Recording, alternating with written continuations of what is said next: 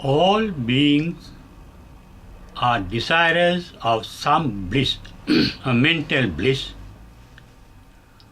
until they are enlightened by the realization of nirvana, which is the supreme bliss that anyone can attain to. When the bliss is supreme, no more bliss is possible, then there is no desire or need for any other bliss. Nirvana is described as the perfect bliss that anyone can realize. Till then, everyone is searching for bliss, and that is the main activity of all beings. Bliss means the absence of pain. It may be the pain of the body or the pain of the mind. Bliss is the complete, supreme bliss is the complete eradication of pains. That is why no more bliss is required thereafter. There is a discourse called Mangala Sutta, verbally meaning a discourse on the supreme bliss. Maha Mangala means supreme bliss. Maha Mangala Sutta means the Buddha's discourse on the supreme bliss. Supreme bliss is nirvana. Therefore, this discourse should reveal the path to nirvana, how to attain the supreme bliss. But generally, as it is said by Buddha in several instances in the Tripitaka, all Buddhas, all enlightened ones, preach a basic, a common dharma that is called brahmacharya. Brahma means sublime, noble, blameless, pure, and that blameless, sublime, sacred. Charyam means behavior. In Tripitaka is said, so Dhamman deseti Sattang sabhyanjanam brahmacharyam pakaseti. Sattam means with a primary meaning. Sabhyanjanam means with a secondary meaning, a direct meaning and an indirect meaning.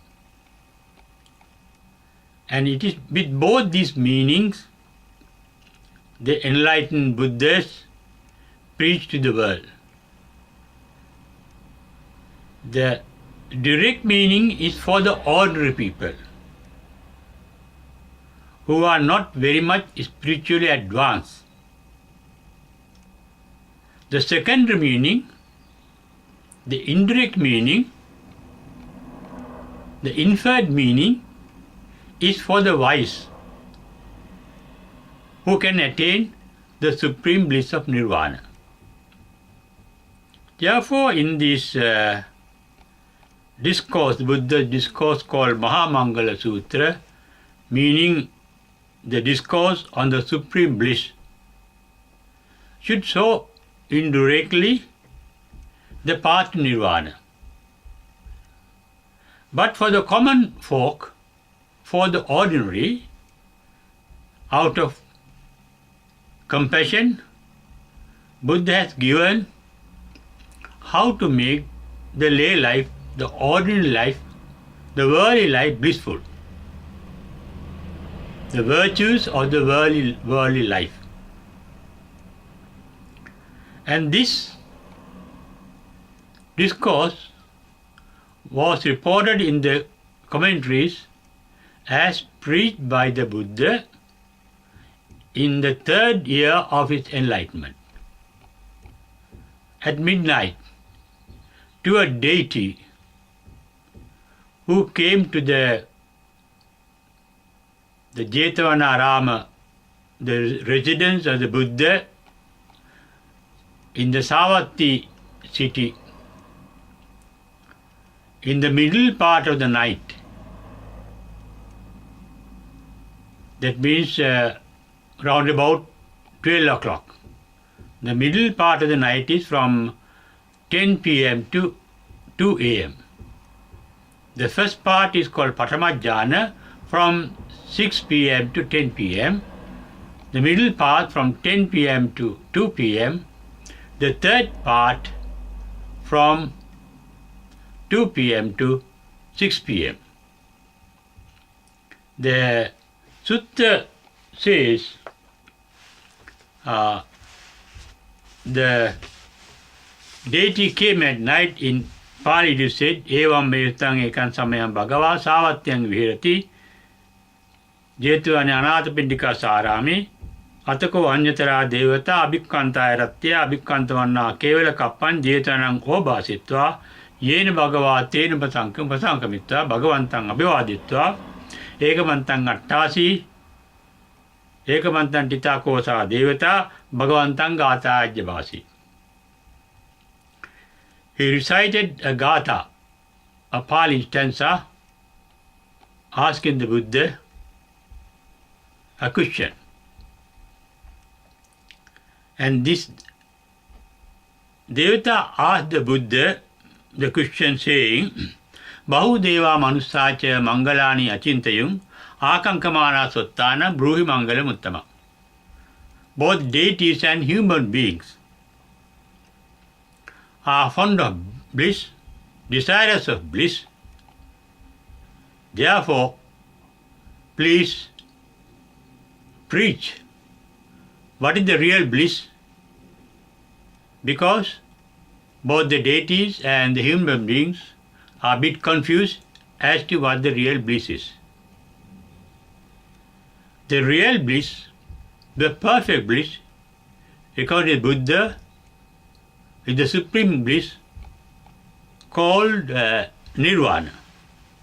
And after the Buddha's discourse on the supreme bliss, the commentaries say billions of deities attained or realized Nirvana. This is explained in the commentaries.